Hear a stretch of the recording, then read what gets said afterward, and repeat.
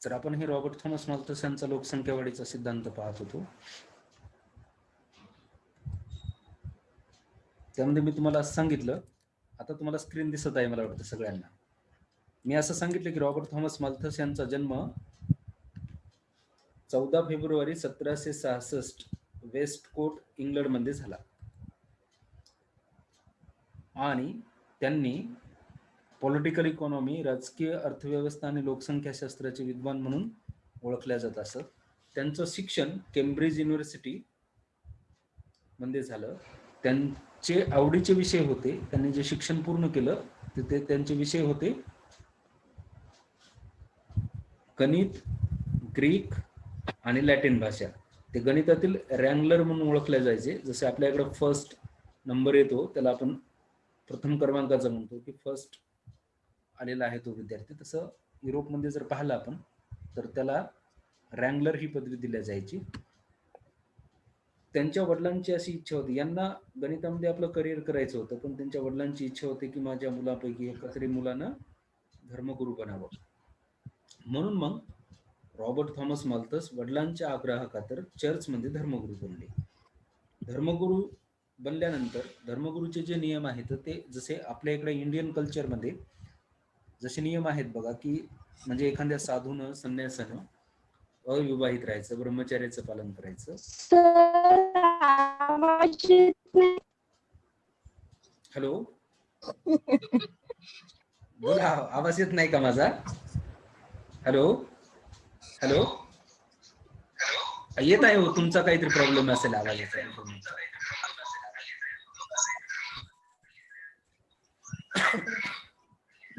वडिलांच्या आग्रहाखातर ते चर्चमध्ये धर्मगुरू बनले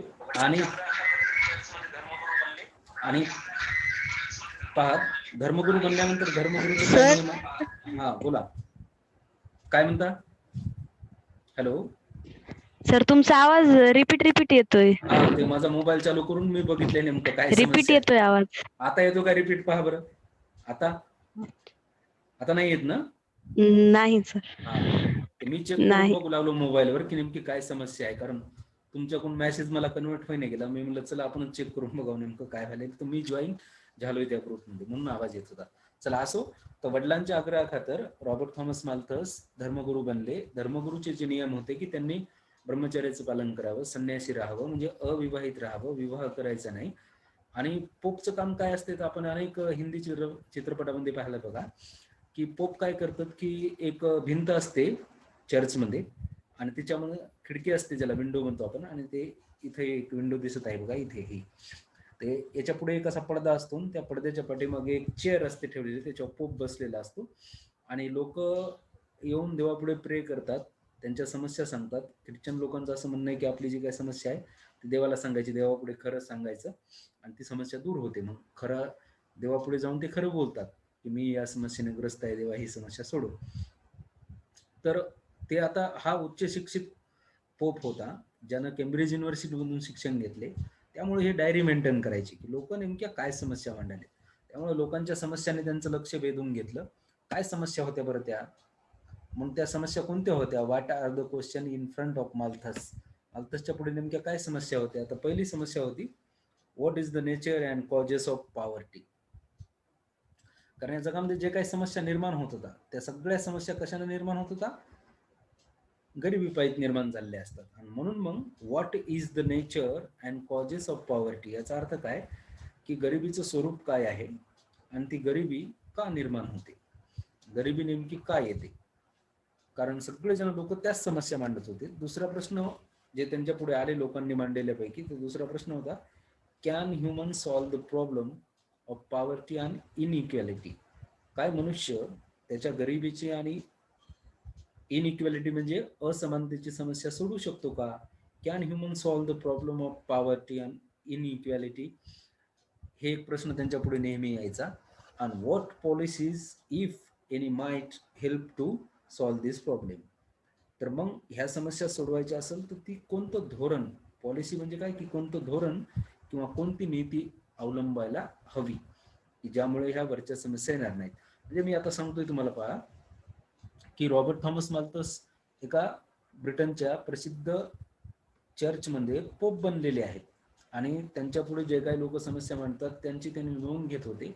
आणि नोंद घेतल्यानंतर रात्री त्यांना ते समस्या झोपते वेळेस सतवायच्या, की लोक सरास ज्या काही समस्या मांडत होत्या त्या गरिबीच्या अनुषंगाने होत्या, असमानतेच्या अनुषंगाने होत्या.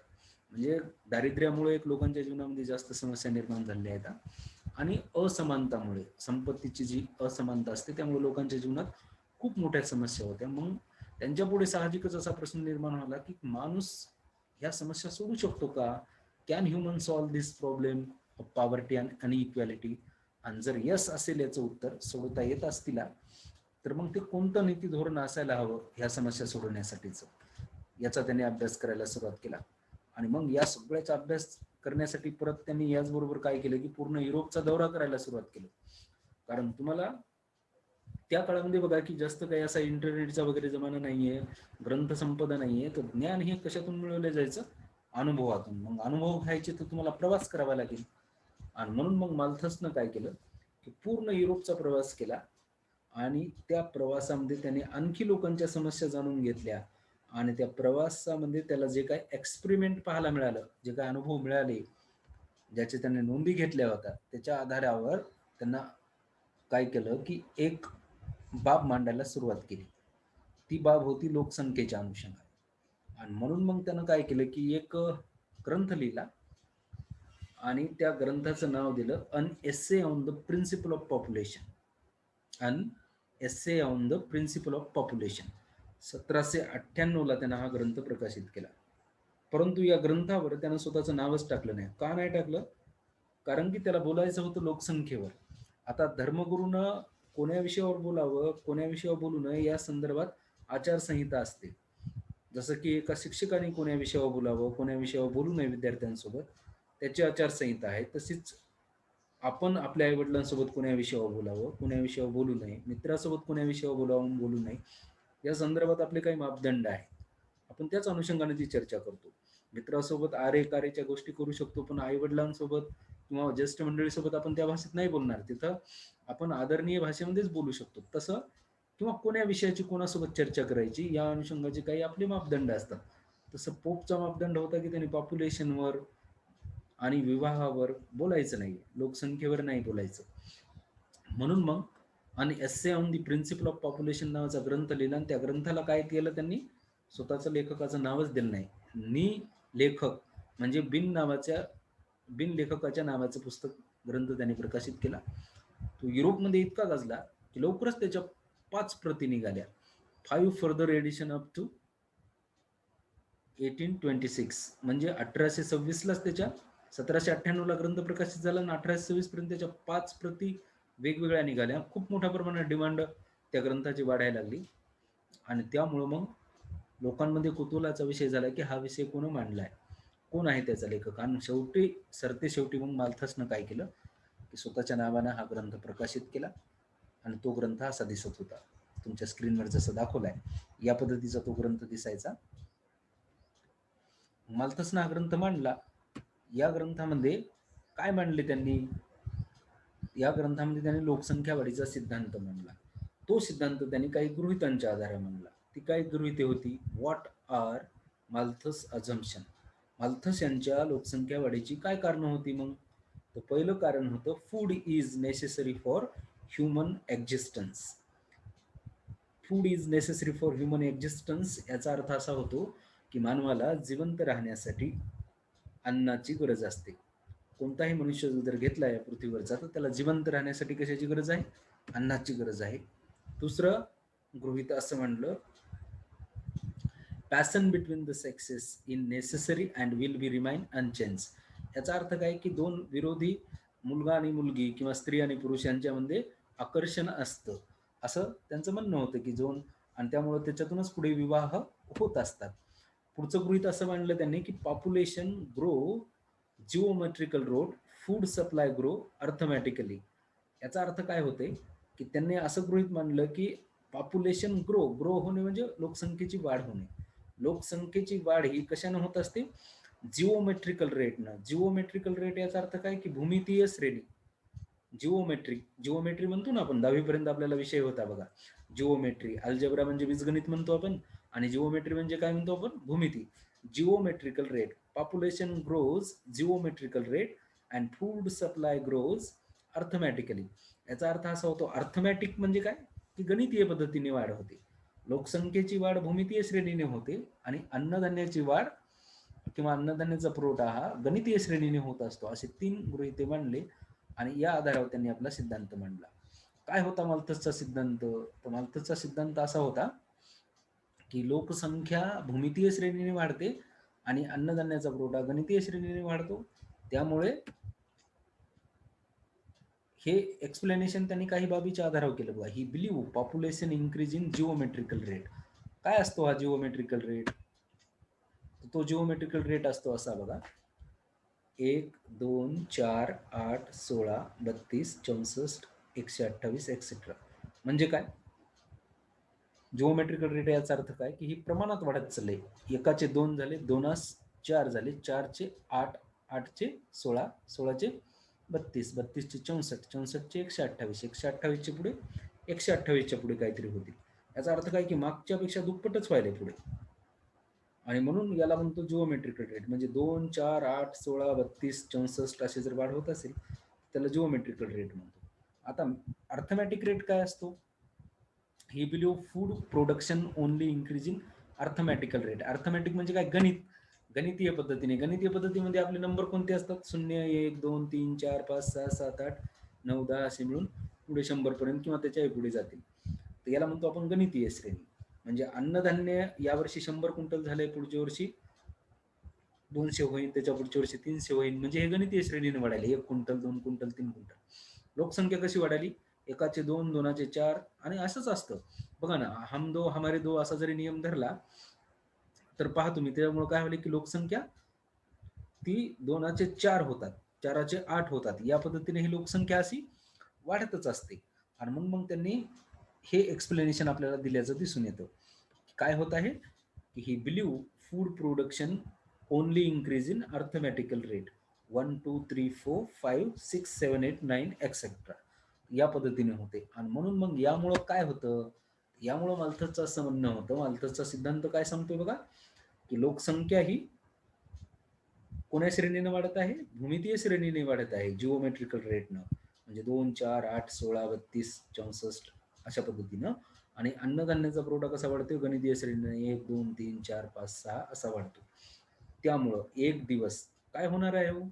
कोण जास्त होईल, कोण कमी होईल? तर अन्नधान्याचं उत्पादन कमी होईल आणि लोकसंख्या वाढ जास्त होईल. कधी होईल हे असं?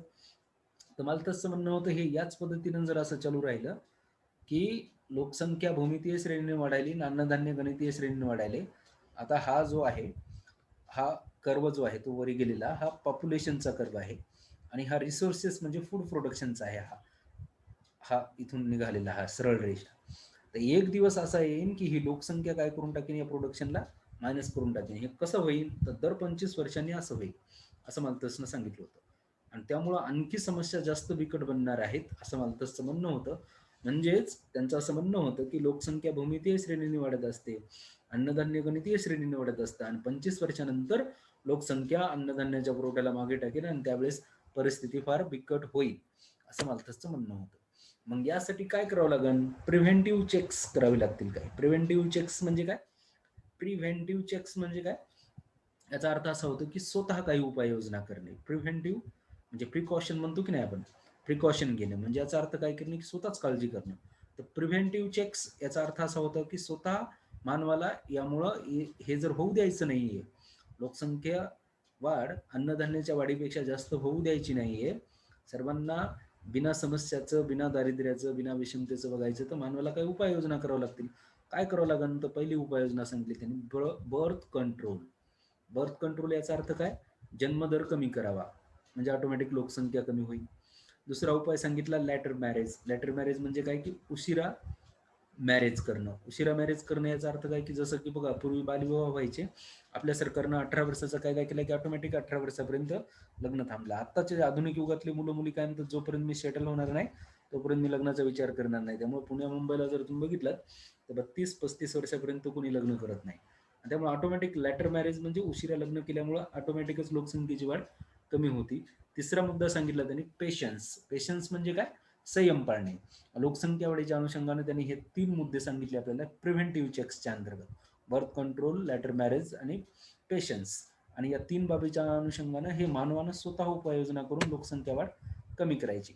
यानंतर पुढे काय सांगितलं त्यांनी की पॉझिटिव्ह चेक्स सांगितले. काय पॉझिटिव्ह चेक्स याचा अर्थ काय की मानवानं जर स्वतःहून लोकसंख्या कमी नाही केली तर निसर्ग पुढे येणार आणि निसर्ग स्वतः उपाययोजना करणार. काय उपाययोजना करणार तर त्यांनी उपाययोजना सांगितली पहिली हंगर याचा अर्थ काय की भूकमारीची समस्या निर्माण होईल लोकांना आणि त्यामुळे अनेक लोक उपाशीपोटी काय होतील, मृत्युमुखी पडतील. त्यानंतर जगामधल्या लोकांमध्ये हे लोकसंख्या वाढली, अन्नधान्य कमी आहे, त्यामुळे लोक एकमेकावर आक्रमण करतील, वार होतील, युद्ध होतील लोकांमध्ये आणि मग त्यामुळे युद्धातून देखील लोकसंख्या मोठ्या प्रमाणात कमी होईल. याचबरोबर तिसरा उपाय त्यांनी सांगितला की जर हे असंच चालू राहिलं आणि मानवानं उपाययोजना नाही केल्या तर वेगवेगळ्या प्रकारचे डिसीज येतील. डिसीज म्हणजे काय, रोगराई, साथीचे आजार, जसा सध्या करोना येतोय, असेच अनेक प्रकारचे आजार पूर्वी देखील येऊन गेले, ज्याला घटसर्प, कावीळ वगैरे तुमचे आईवडील तुम्हाला सांगतील याविषयी. देवीचा रोग असेल, कॉलेरा असेल, मलेरिया असेल, पोलिओ असतील, यासारखे वेगवेगळे साथीचे आजार, डिसीज, जसं की आता सध्या करोना येतोय, या पद्धतीचे आजार येतील आणि ते लोकसंख्या कंट्रोल करेल. म्हणजे मानवानं जर नाही उपाय केले तर निसर्ग पुढे येईल. आणि शेवटचा उपाय सांगितला नॅचरल क्लायमाइट्स म्हणजे काय की नैसर्गिक आपत्ती येतील, जसं की मोठ्या प्रमाणात पाऊस पडणे, पूर, दुष्काळ, भूकंप आणि प्राणवायू म्हणजे वातावरणामध्ये झालेले बदल, यामुळं व्यक्ती मोठ्या प्रमाणात मृत्युमुखी पडतील आणि पुन्हा लोकसंख्या ही अन्नधान्याच्या पुरवठ्याच्या बरोबर करायचा प्रयत्न केला जाईल. मालथसचं असं म्हणणं होतं की निसर्गानं केलेले पॉझिटिव्ह चेक्स जे आहेत ते खूप त्रासदायक असतील, म्हणून याच्या अगोदरच मानवानं हुशार बनावं आणि स्वतःहून उपाययोजना करून लोकसंख्या कमी करावी. आणि असं जर झालं तर लोकांच्या जीवनात आनंद येईल, नाही तर त्यांना मोठ्या समस्यांना सामोरं जावे लागेल. तर विद्यार्थी मित्रांनो, अशा पद्धतीने इथे मालथस लोकसंख्या वाढीचा सिद्धांत संपलेला आहे. थोडक्यात सारांश सांगतो मी मालथसच्या लोकसंख्या वाढीच्या सिद्धांताचा, जो की अनेक सिद्धांताचा बेस आहे. मालथस स्वतः धर्मगुरू होते आणि त्यांना लोकसंख्या वाढीवर बोलवायची अनुमती नव्हती, म्हणून त्यांनी स्वतःचं नाव न लिहिता द एस्से काय बघा की त्यांनी ग्रंथ लिहिला. त्या ग्रंथाचं नाव असं होतं the essay on principle of populations. त्याचं पूर्ण नाव जर पाहिलं आपण, मागे जाऊया आपण थोडं, an essay on the principle of population नावाचा ग्रंथ त्यांनी 1798 ला लिहिला. या ग्रंथामध्ये त्यांनी असंच एक छोटासा सिद्धांत मांडला. तो सिद्धांत पुढे अनेक अर्थशास्त्रज्ञांनी त्यांच्या सिद्धांताचा पाया म्हणून वापरला. तो सिद्धांत होता की लोकसंख्या भूमितीय श्रेणीने वाढते, पॉप्युलेशन ग्रो जिओमेट्रिकल रेट, आणि अन्नधान्य गणितीय श्रेणीने वाढतं, food supply grows in arithmetical rate. आणि यामुळं एक दिवस लोकसंख्या अन्नधान्यापेक्षा जास्त होईल आणि त्यावेळेस लोकांच्या जीवनात अनेक समस्या निर्माण होतील. ह्या जर होऊ द्यायच्या नाही झाल्या तर लोकसंख्या वाढीवर नियंत्रण ठेवणे आवश्यक आहे. जर मानवानं नाही ठेवलं तर वेगवेगळ्या प्रकारचे आजार, भूकंप, रोगराई, महागाई, युद्ध यासारखे प्रसंग मानवावर येतील आणि निसर्ग लोकसंख्या कंट्रोल करेल, असं मालथसनं आपल्या सिद्धांतामध्ये सांगितल्याचं आपल्याला दिसून येतं. तर इथे हा सिद्धांत संपला. आता प्रकरण क्रमांक 2 मधला फक्त एकच सिद्धांत आपल्याला शिकवायचा राहिलेला आहे, तो म्हणजे पिगू यांचं कल्याणकारी अर्थशास्त्र. तर येणाऱ्या लेक्चरमध्ये आपण ते घेऊया, म्हणजे याबरोबर आपले 2 प्रकरणं थांबतील. तर इथे आपला विद्यार्थी मित्रांनो टाइम देखील संपलेला आहे आणि आपला हा पॉईंट देखील शिकून झाला. तुम्हाला काही चर्चा किंवा तुमच्या काही प्रश्न असतील तर आपण मला